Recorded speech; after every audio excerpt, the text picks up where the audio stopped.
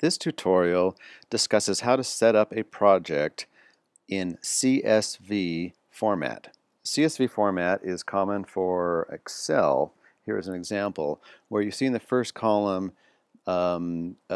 text that is used for values or keys or some kind of reference, and in the second column the text from the actual strings or segments or sentences is actually here.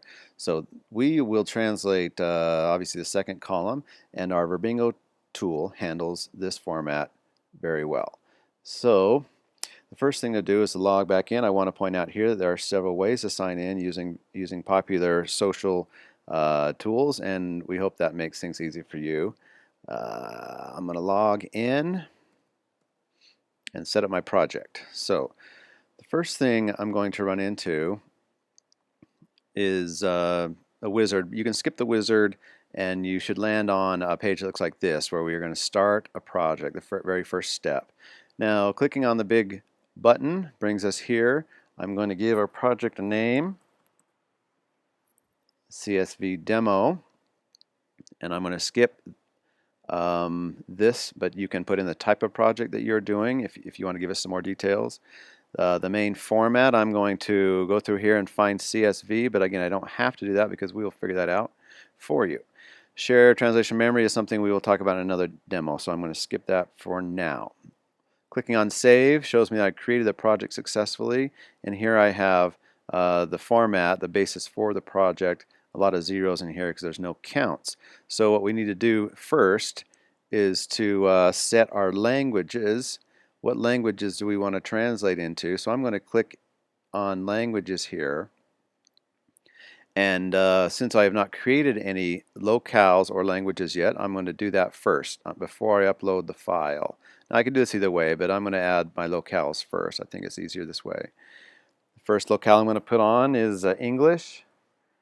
Very common to be a source. This is or source and or target. I'm also going to put it into here. I have to choose it in here to set the code. Mark this locale as one of the main locales since English is very common. Click on Save, and now I'm taken to the Languages tab where I can see that English is now set as a language. I'm going to do another locale while I'm here. Let's add in Russian. And again, I'm going to do it on the language thing here so we can get the code. I'll make that a main locale and save it. So now I have my locales, my languages set. I'm ready to upload the files for my project. So I'm going to click over here on the Upload Files button, and it's going to walk me through very simply. I'm going to choose, here's a whole list of CSVs. I'm just going to pick the first one for demo purposes. Format, again, I'm going to help the system know what it is, but we already can guess that, and we even provide format guides to help you out. The locales in, think of locale as a language. We're going to put English as the source, and then we're not going to put anything else in here. I'll show how to use those later in another video. Then we click Import. Now, what that does then, it brings up a report. It shows you how many keys there are. Key is a similar thing to a segment or a sentence. In other words, how many rows there are in your CSV file. The next thing to do then is to order your translations. Clicking on the button, the Order Translations button. This will allow you to set the target or the destinations that you want, where you want to translate your materials. English should show up as your source. You can choose Russian for your locale, and again we will go over these other things such as style guides, tags, and messages later in another video. Click on Continue, wait a few seconds, and then you'll get a report here that shows all the details about your project, including a word count, and then with one click you can confirm your order, and what that will do is send us an email telling you that you've initiated your project.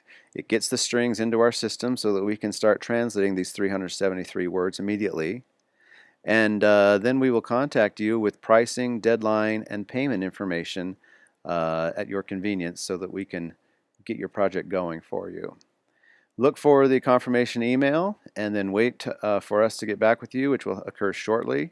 And we will take care of you and make sure that you get the translations you need. Feel free to check the status of your project by the project's overview panel, which shows you here a completed graphic along with other information about your project, such as the languages and whatnot. So feel free to contact us with any questions, and we appreciate your business. Thank you.